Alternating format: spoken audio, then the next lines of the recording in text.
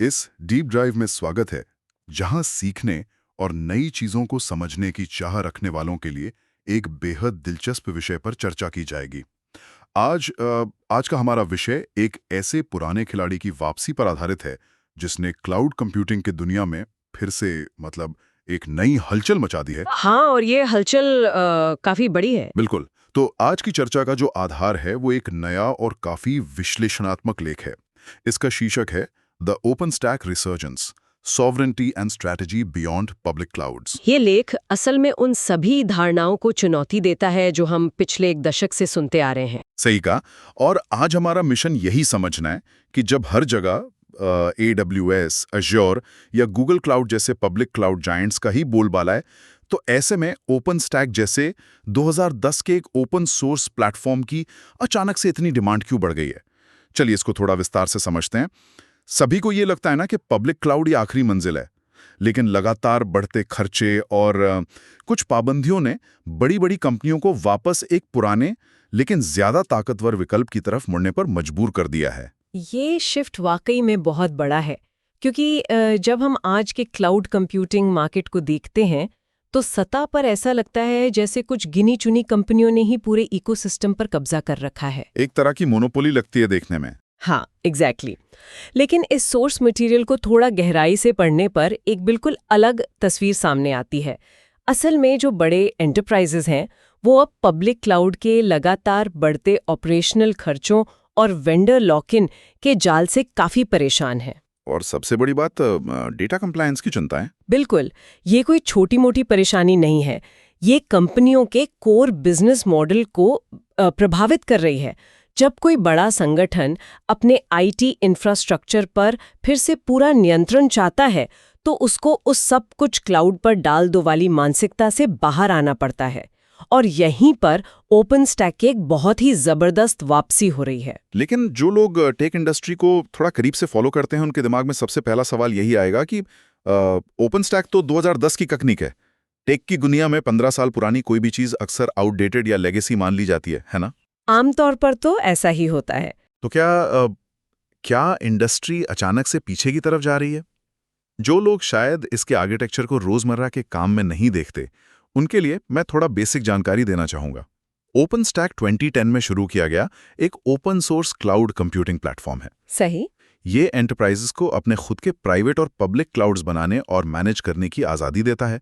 लेकिन सवाल यह है कि जब AWS और अज्योर हर दिन नए AI टूल्स लॉन्च कर रहे हैं, तो ओपन स्टैक आज भी रेलेवेंट कैसे है? यहाँ सबसे हैरान करने वाली बात यह है कि ओपन स्टैक कभी मरा ही नहीं था। वो बस बैकग्राउंड में अपना काम कर रहा था। ये प्लेटफॉर्म सिर्फ जिंदा ही नहीं बचा, बल्कि लगातार बेहतर हुआ है। मतलब साइलेंट एवोल्यूशन जैसा कुछ? एकदम सही। अगर हम इसके आर्किटेक्चर को देखें तो इसकी सबसे बड़ी ताकत इसका मॉड्यूलैरिटी है।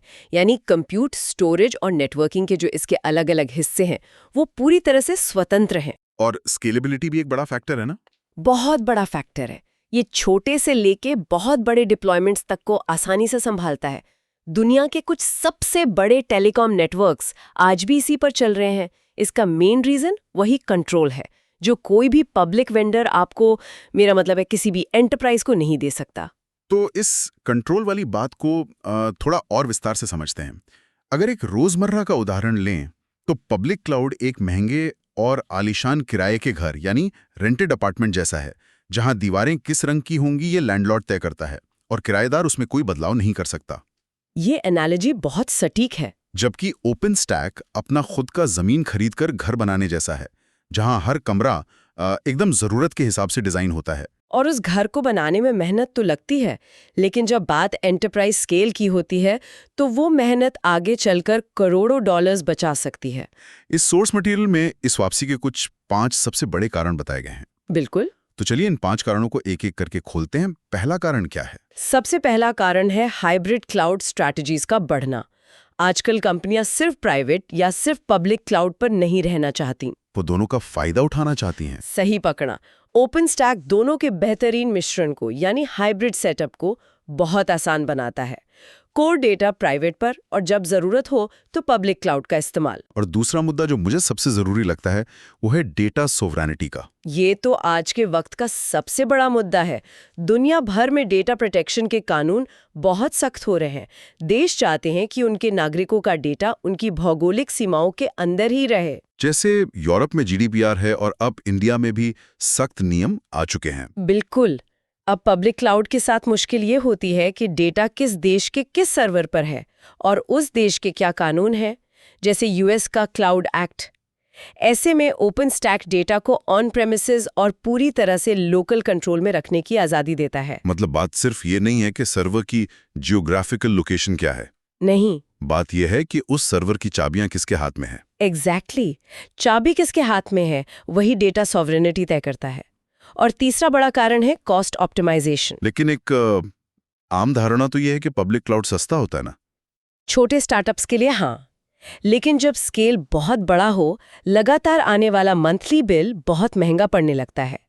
ओपन स्टैक एंटरप्राइजेस को उनके मौजूदा हार्डवेयर यानी सस्ते और आम सर्वर्स का इस्तेमाल करने देता है। तो उन्हें कोई महंगे ब्रांडेड सर्वर्स लेने की जरूरत नहीं है। नहीं, बिल्कुल नहीं, जिससे बड़ी सब्सक्रिप्शन फीस बच जाती है। हालांकि शुरुआती टैलेंट और सेटअप का खर्चा होता है, पर लॉन्ग टर्म में ये काफी सस्ता पड़ता है। और चौथा कारण जो सोर्स में मेंशन्ड है वो है वेंडर लॉक इन से बचाव। हाँ, ये ईग्रेस फीस वाला चक्कर। पब्लिक क्लाउड में डेटा डालना तो फ्री होता है, पर वहां से निकालना बहुत महंगा पड़ता है। एक तरह की फिरौती जैसा लगता है ये तो। सही शब्द इस्तेमाल किया। किसी एक ही क्लाउड प्रोवाइडर के इकोसिस्टम में फंसने से बचाव बहुत जरूरी है, ताकि फ्यूचर में फ्लेक्सिबिलिटी बनी रहे।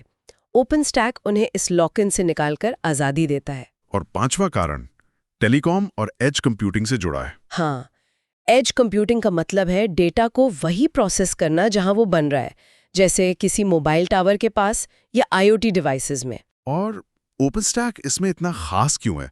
AWS के पास भी तो एज सॉल्यूशंस हैं। खास इसलिए है क्योंकि ओपन स्टैक का आर्किटेक्चर मॉड्यूलर है। आपको पूरा भारी क्लाउड इंस्टॉल करने की ज़रूरत नहीं है। आप उसे छोटा करके सिर्फ ज़रूरी हिस्से को एक छोटे से लोकल बॉक्स में चला सकते हैं। ये इस छोटे और लोकलाइज्ड कंप्यूटिंग के लिए बिल्कुल परफेक्ट है। अब यहाँ मुद्दा सच में बहुत दिलचस्प हो जाता है, क्योंकि ज़्यादातर लोगों को लगता है कि ये एक जंग है, ओपन स्टैक वर्सेस AWS और Azure, एक जीरो सम गेम की तरह। असल में ये एक बहुत बड़ी गलतफहमी है। अगर हम इसको एक बड़े पैमाने पर देखें तो AWS और Azure मार्केट के नेता ज़रूर हैं, लेकिन ओपन स्टैक उनकी जगह लेने नहीं आया है। तो क्या वो एक पार्टनरशिप के रूप में काम कर रहे हैं? एकदम। ओपन स्टैक उन खाली जगहों को भरने आया है जो ट्रेडिशनल पब्लिक क्लाउड्स छोड़ देते हैं। ये दोनों मिलकर एक मुकम्मल सॉल्यूशन बनते हैं। इस बात को समझाने के लिए लेख में एक बहुत ही शानदार स्पेसिफिक एग्जाम्पल दिया गया है। हाँ, वो फाइनेंशियल इंस्टीट्यूशन वाला केस स्टडी। बिल्कुल, एक बड़ा वित्तीय संस्थान है। अब कानून के मुताबिक उन्हें अपना बेहद सेंसिटिव डेटा जैसे अकाउंट डिटेल्स और core banking systems on premises ही रखना होता है, अपने खुद के सर्वर्स पर, जिसके लिए वो ओपन स्टैक का प्राइवेट क्लाउड यूज करते हैं। सही। लेकिन उनका जो डेटा सेंसिटिव नहीं है, जैसे उनकी पब्लिक वेबसाइट या कस्टमर सपोर्ट पोर्टल जहां अचानक से ट्रैफिक बढ़ सकता है, जिसमें बहुत ज़्यादा स्केलेबिलिटी चाहिए, उसके लिए वो AWS का इस्तेमाल करते हैं। और यही एक परफेक्ट मल्टी क्लाउड स्ट्रैटेजी है। आपने अपनी कोर सिक्योरिटी को अपने पास रखा और स्केलेबिलिटी के लिए पब्लिक क्लाउड की ताकत का इस्तेमाल किया। दोनों एक दूसरे के पूरक बन गए। ये सच में एंटरप्राइज IT का असली चेहरा है। और इससे एक बात तो साफ है कि ओपन स्टैक कोई पुरानी या लेगेसी टेक्नोलॉजी नहीं है जिसे भुला दिया गया हो। बिल्कुल नहीं। आजकल बड़ी बड़ी टेक कंपनियां इसमें नए कंपोनेंट्स जोड़ रही हैं। हाँ, जैसे रेड हैट और कैनोनिकल का काफी बड़ा इन्वेस्टमेंट है इसमें। सही कहा। और ग्लोबल समिट्स या मीटअप्स का एक नया दौर शुरू हो चुका है। डेवलपर्स की कम्युनिटी फिर से काफी एक्टिव हो गई है इसके आसपास। इससे एक बहुत जरूरी सवाल खड़ा होता है। वो क्या? क्या आने वाले वक्त में हर एंटरप्राइज को एक सॉवरेन क्लाउड यानी स्वतंत्र क्लाउड की जरूरत पड़ेगी? लेख के अनुसार देखें तो बिल्कुल। जिस तरह से डेटा प्राइवेसी लॉज सख्त हो रहे हैं, हर बड़ी कंपनी को अपना खुद का एक सॉवरेन क्लाउड चाहिए होगा। और ओपन स्टैक इस सफर का एक मुख्य हिस्सा बनने के लिए पूरी तरह से तैयार है।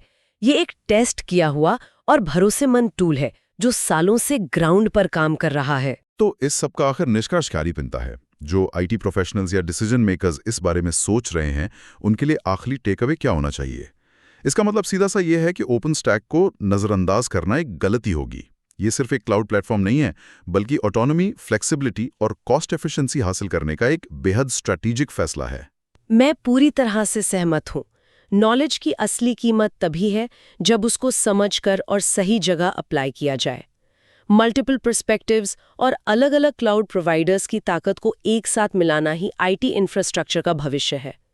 इंफॉर्मेशन ओवरलोड से बचकर हमें सिर्फ उन टूल्स पर ध्यान देना चाहिए जो सच में कंट्रोल वापस एंटरप्राइजेस के हाथों में देते हैं। सही बात है। हमें एक ऐसी टेक स्ट्रैटेजी चाहिए जो हमारी शर्तों पर चले।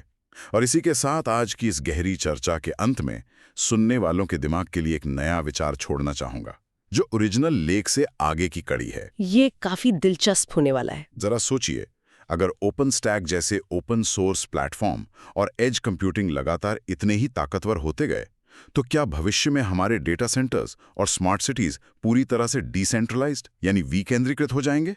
एक बहुत ही वैलिड पॉइंट है ये। क्या एक दिन ऐसा आएगा जब ये आभासी क्लाउड वापस जमीन पर आ जाएगा, हमारी बिल्डिंग्स में, हमारे मोहल्ले के टावर्स में?